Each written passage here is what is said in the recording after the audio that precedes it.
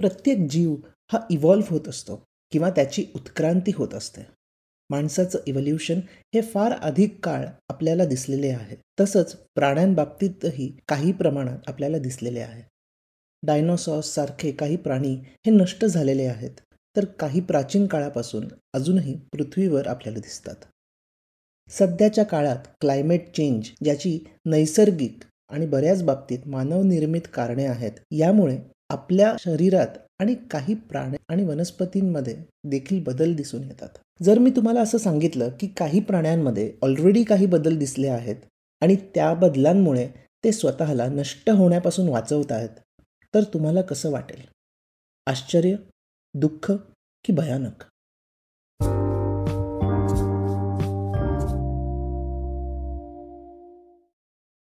Popular सायन्सच्या recent इश्यूमध्ये याच्याबद्दल थोडीशी माहिती दिली आहे, जी मी तुमच्यासोबत शेअर करणार आहे. सुरू करूयात सी काऊजपासून. त्यांना मॅनटीज असं देखील म्हणतात. हा प्राणी समुद्रात आढळतो. हा एक्स्टिंक्ट किंवा नष्ट होण्याच्या मार्गावर आहे. त्यामुळे या प्राण्याला वाचवण्याचे खूप प्रयत्न चालू असतात. US मधल्या फ्लॉरिडा या भागात ते बऱ्याच प्रमाणात आपल्याला आढळतात. क्लायमेट चेंजमुळे हिवाळ्यात गल्फ ऑफ मेक्सिकोचं तापमान सध्या खूपच कमी होत असतं आणि म्हणूनच 2010च्या सुमारास गरम किंवा कोमट पाण्याच्या शोधात हे मॅनटीज फ्लोरिडामधल्या एका पॉवर प्लॅन्टपाशी आले. Tampa इलेक्ट्रिकच्या big bend power स्टेशनपाशी.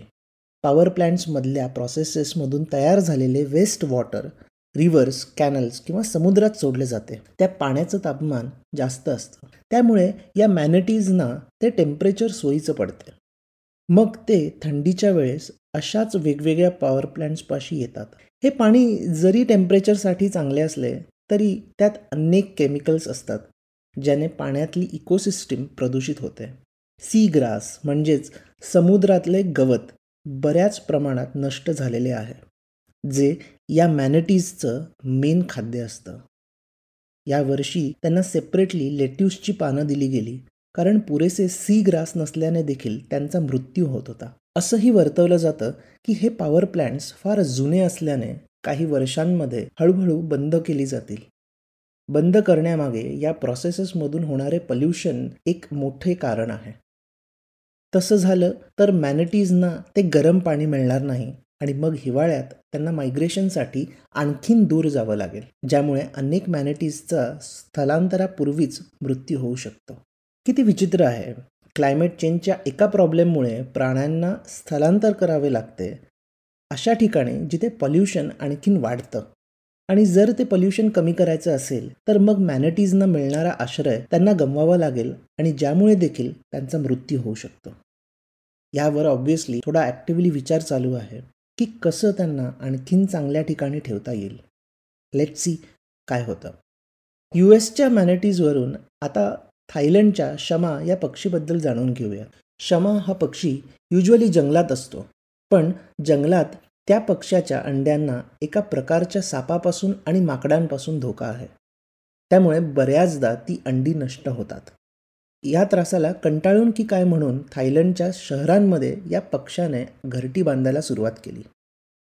आणि आश्चर्य म्हणजे की आता त्याची अंडी सुरक्षित आहेत, कारण जंगलातले साप आणि माकडं शहरांमध्ये फारसे येत नाहीत. खऱ्या जंगलातून कॉन्क्रीटच्या जंगलात येणारा कदाचित हा एकमेव पक्षी जास्त सुरक्षित असेल. पण आता अशा प्राण्याबद्दल ऐकूयात ज्याचं मूळ एका ठिकाणी असूनही सध्या दुसऱ्याच ठिकाणी वसलेला आहे. आणि त्याहून महत्त्वाचं म्हणजे हा प्राणी एका प्रकारे त्या दुसऱ्या जागेत डिस्ट्रक्शन करत आहेत.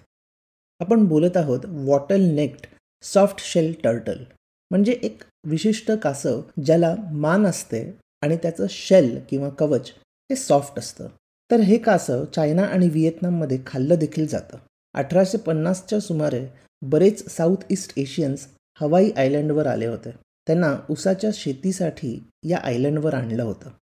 जेव्हा ते हवाईमध्ये आले तेव्हा ते त्यांच्यासोबत ते विशिष्ट कासवसुद्धा घेऊन आले, सो दॅट त्यांना त्यांचं फेवरेट जेवण तिकडे पण मिळेल.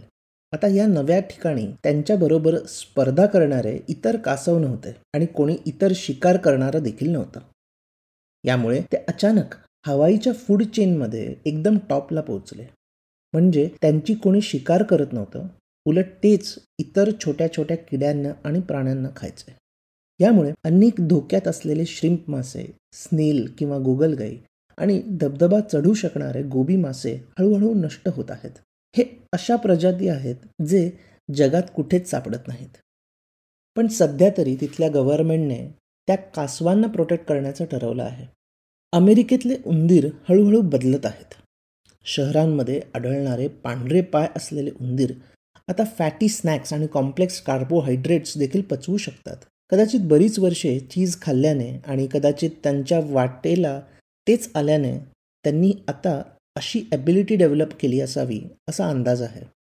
त्याचबरोबर काही उंदरांच्या डोक्याचा साईज देखील वाढलेला आहे. कदाचित त्यांना शहरांमध्ये नीट राहण्यासाठी काही कॉग्निटिव्ह स्किल्सची गरज असू शकते आणि त्यामुळेच त्यांच्या मेंदूचा साईज मोठा झाला असावा असा एक अंदाज आहे. उंदरांवरून जाऊयात आता मोझांबिकच्या हत्तींकडे. आफ्रिकन हत्तींची शिकार बऱ्याच वर्षांपूर्वीपासून होत आहे आणि त्याचे मेन कारण त्यांचे हस्तिदंत किंवा आयव्हरी. लेटेस्ट रिसर्चमध्ये असं दिसलं आहे की नवीन जन्माला आलेल्या हत्तींना हस्तिदंतच नाही आहेत.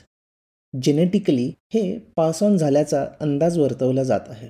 एकेकाळी आयव्हरीसाठी त्यांची शिकार होत आणि त्यापासून वाचण्यासाठी कदाचित पुढच्या पिढीकडे आयव्हरी नसण्याची एक खंत सर्व वाईल्डलाईफ प्रेमींना वाटते. सध्या तरी हे गोरोंगोजा नॅशनल पार्कमध्ये आढळले आहे आणि इतर ठिकाणी नाही.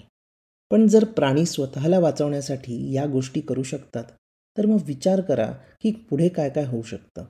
आपण एवढे विचित्र प्रॉब्लेम्स क्रिएट करू शकतो याचा अंदाज हे वाचल्यावरच आला. त्यामुळे शहरीकरण, औद्योगिकरण हे जितकं इम्पॉर्टंट आहे तितकंच निसर्ग देखील. आणि म्हणूनच बॅलन्स्ड आणि सस्टेनेबल ग्रोथचा ॲक्टिव्हली विचार आपण सदैव करत राहायला हवा. थँक्यू.